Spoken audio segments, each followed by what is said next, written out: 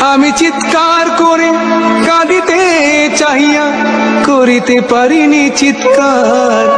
আমি চিৎকার করে কাঁদিতে চাহিয়া করিতে পারিনি চিৎকার।